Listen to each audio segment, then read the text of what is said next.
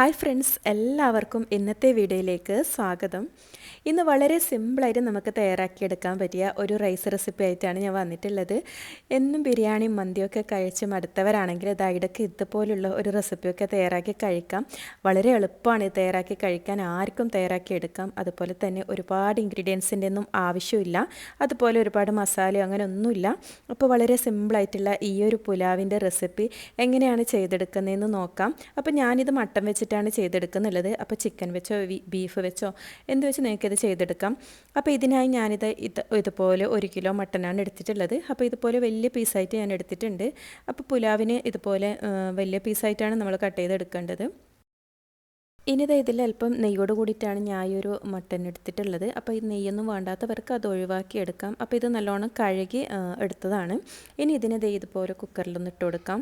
അപ്പോൾ ഈ ഒരു കുക്കറിലാണ് നമ്മളിത് ഫുള്ളായിട്ട് ചെയ്തെടുക്കുന്നത്. വേറെ പാത്രത്തിൻ്റെ ഒന്നും ആവശ്യമില്ല. അപ്പോൾ ഈ ഒരു കുക്കർ മാത്രം മതി ഇത് ചെയ്തെടുക്കാൻ. അങ്ങനെ ഇതിപ്പോൾ എല്ലാ പീസും ഞാനിതിലേക്ക് ഇട്ട് കൊടുക്കുന്നുണ്ട്. അപ്പോൾ അധികം മൂപ്പില്ലാത്ത മട്ടനാണെങ്കിലും നമുക്ക് കുക്കറിൻ്റെ ആവശ്യമൊന്നുമില്ല, നമുക്ക് നോർമൽ പാത്രത്തിൽ തന്നെ ഇത് ചെയ്തെടുക്കാം. ഇനി ഇതിലേക്ക് ആവശ്യത്തിനുള്ള ഉപ്പും അല്പം കുരുമുളക് പൊടിയും കൂടി ഞാൻ ഇട്ട് കൊടുക്കുന്നുണ്ട്. ഇനി ഇതിലേക്ക് ഇതുപോലെ 1 ഗ്ലാസ് വെള്ളം കൂടി ഒഴിച്ചു കൊടുക്കാം. 1/2 ഗ്ലാസ് വെള്ളം ചേർത്ത് കൊടുത്താൽ മതി. ഞാനിപ്പോൾ ഇതും വെള്ളം ചേർത്തിട്ട് കുറച്ച് അധികമായി പോയിട്ടുണ്ട്. ഓൾറെഡി മട്ടനിൽ നിന്ന് വെള്ളമൊക്കെ ഇറങ്ങി വന്നിട്ട് കുറച്ചധികം വെള്ളമായി പോയിട്ടുണ്ട്. അപ്പോൾ അതിൻ്റെ ആവശ്യമില്ല, 1/2 ഗ്ലാസ് വെള്ളം ചേർത്ത് കൊടുത്താൽ മതി. ഇനി ഇത് അടച്ച് ഒന്ന് വേവിച്ചെടുക്കാം. അപ്പോൾ ഞാനിതിപ്പം 2 വിസിലാണ് വരുന്നത് വരെയാണ് ഇത് വേവിച്ചെടുത്തിട്ടുള്ളത്.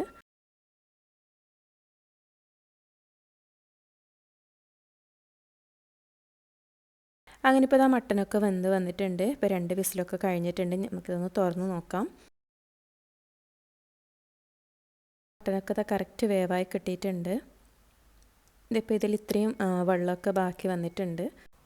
ഇനി ഇതിൽ നിന്നും ഈ മട്ടൻ പീസൊക്കെ ഒന്ന് കോരി മാറ്റാം.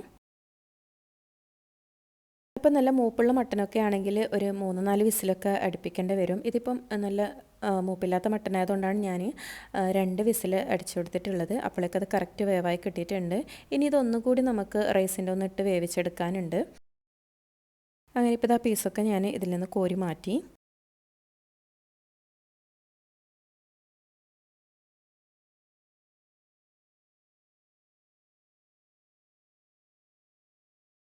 ഇതിലിപ്പോൾ ഇത്രയും വെള്ളമാണുള്ളത്. ഇതിപ്പോൾ 2 ഗ്ലാസ്സോളം വെള്ളമുണ്ട്. അപ്പോൾ ഞാനിതിലേക്ക് 3 ഗ്ലാസ് അരിയാണ് ഇട്ട് കൊടുക്കാൻ പോകുന്നുള്ളത്. അപ്പോൾ അതിന് കണക്കായിട്ട് ഒരു ഗ്ലാസ് അരിക്ക് 2 ഗ്ലാസ് എന്ന രീതിയിലാണ് വെള്ളം ഇതിലേക്ക് എടുക്കേണ്ടത്.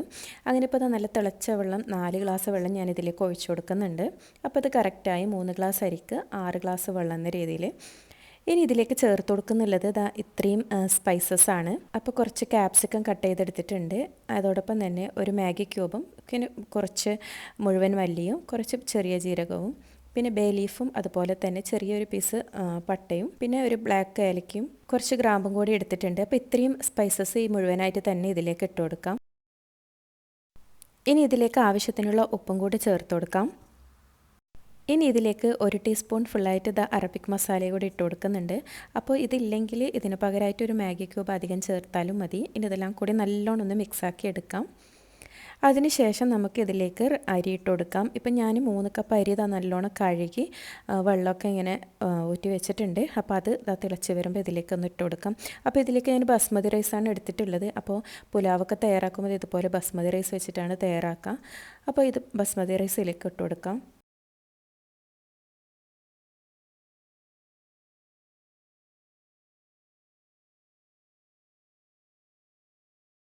ഇതിലേക്ക് ഓയിലൊന്നും ചേർത്ത് കൊടുക്കേണ്ട ആവശ്യമില്ല. ഇതിൽ മട്ടൻ വേവിച്ച വെള്ളമായതുകൊണ്ട് തന്നെ ഇതിൽ നല്ലോണം ഇതുപോലെ നെയ്യൊക്കെ മട്ടൻ്റെ ഇങ്ങനെ ഇറങ്ങി വന്നിട്ടുണ്ട്. അപ്പോൾ നേരത്തെ വേവിച്ചെടുത്ത ആ ഒരു മട്ടൻ പീസ് ഇതിലേക്ക് ഇതുപോലെ ഒന്ന് വെച്ച് കൊടുക്കാം. അപ്പോൾ ഇതിലധികം ഓയിലിൻ്റെ ആവശ്യമൊന്നുമില്ല ഈ ഒരു റെസിപ്പിയിൽ. ഇനി കുറച്ച് മല്ലിയിലയും പുതിനയിലയും ഇതുപോലെ കട്ട് ചെയ്ത് അതും കൂടി ഇട്ട് കൊടുക്കാം. ഇനി ഇതെല്ലാം കൂടി നല്ലോണം ഒന്ന് മിക്സ് ആക്കിയതിന് ശേഷം ഇതുപോലെ അടച്ച് ഒന്ന് ഫ്ലെയിമൊക്കെ വളരെ സിമ്മിലിട്ട് ഇതുപോലെ ഒന്ന് അടച്ച് വെച്ചാൽ മതി. അപ്പോൾ നമ്മളിതൊന്ന് ദം ചെയ്തെടുക്കുകയാണ് ചെയ്യുന്നുള്ളത്. അപ്പോൾ ഒരു 10-15 മിനിറ്റൊക്കെ ഇതുപോലെ ഒന്ന് സിമ്മിൽ വെച്ചാൽ ഇതുപോലെ റൈസ് നല്ല അടിപൊളിയായി വെന്ത് കിട്ടും. ഇപ്പോൾ കറക്റ്റായിട്ട് കിട്ടിയിട്ടുണ്ട് ഇതിൽ റൈസൊക്കെ. അപ്പോൾ ഞാനിതിപ്പോൾ 5 ലിറ്ററിൻ്റെ കുക്കറിലാണ് ഇത് വെച്ചിട്ടുള്ളത്. അപ്പോൾ കുറച്ച് വലിയ പാത്രമൊക്കെ ആണെങ്കിൽ നമുക്കത് കറക്റ്റ് ഇതുപോലെ ഇങ്ങനെ ഇളക്കിയെടുക്കാനൊക്കെ പറ്റും. എൻ്റേത് ഇതിൽ ഇങ്ങനെ നിറഞ്ഞു പോയി. ഇപ്പോൾ ഇത് റൈസും മട്ടനൊക്കെ നല്ല കറക്റ്റ് വേവായി തന്നെ കിട്ടിയിട്ടുണ്ട്. നല്ല മണമൊക്കെയാണ് ഈ സമയം വരുന്നത്. അപ്പോൾ ഇതൊന്ന് ചൂട് അല്പം ഒന്ന് കുറഞ്ഞതിന് ശേഷം ഇതിനെ വേറൊരു പാത്രത്തിലേക്ക് മാറ്റാം. അങ്ങനെ ഇപ്പോൾ റൈസൊക്കെ ഞാനൊരു സെർവിങ് പാത്രത്തിലേക്ക് മാറ്റിയിട്ടുണ്ട്.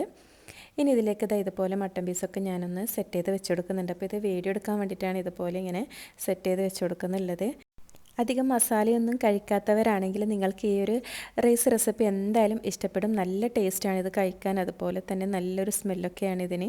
ഇതിൻ്റെ മുകളിൽ ഇതുപോലെ കുറച്ച് ക്യാരറ്റ് ഫ്രൈ ചെയ്തെടുത്ത്, അതുപോലെ റൈസിൻസും കുറച്ച് ഉള്ളി ഇതുപോലെ ഒന്ന് ഫ്രൈ ചെയ്തെടുത്തിട്ടുണ്ട്. അപ്പോൾ അതും കൂടി ഇതിൻ്റെ മുകളിൽ ഇതുപോലെ ഇട്ടൊന്ന് ഡെക്കറേറ്റ് ചെയ്തെടുക്കുന്നുണ്ട്. അപ്പോൾ ഇതൊക്കെ കൂട്ടി കഴിക്കുമ്പോൾ ഈ ഒരു റൈസ് ഒരു പ്രത്യേക ടേസ്റ്റും ഒരു മണമൊക്കെയാണ്. അപ്പോൾ ഇതുവരെ ട്രൈ ചെയ്യാത്തവരാണെങ്കിൽ നിങ്ങൾ എന്തായാലും ഈ ഒരു റെസിപ്പി ട്രൈ ചെയ്ത് നോക്കണം. നിങ്ങൾക്ക് എന്തായാലും ഇഷ്ടപ്പെടും. അപ്പോൾ ഇന്നത്തെ ഈ ഒരു റെസിപ്പി ഇത്രയേ ഉള്ളൂ. വളരെ സിമ്പിളായിട്ട് ചെയ്തെടുക്കാൻ പറ്റിയ ഒരു പുലാവാണ്. ഇന്നത്തെ റെസിപ്പി ഇഷ്ടപ്പെട്ടാൽ ഒരു ലൈക്ക് ചെയ്യുക, അതുപോലെ നിങ്ങളുടെ ഫ്രണ്ട്സിനും ഫാമിലീസിലൊക്കെ ഒന്ന് ഷെയർ ചെയ്ത് കൊടുക്കുക. വീണ്ടും നല്ലൊരു റെസിപ്പിയുമായി കാണാം. അതുവരേക്കും താങ്ക്സ് ഫോർ വാച്ചിങ്.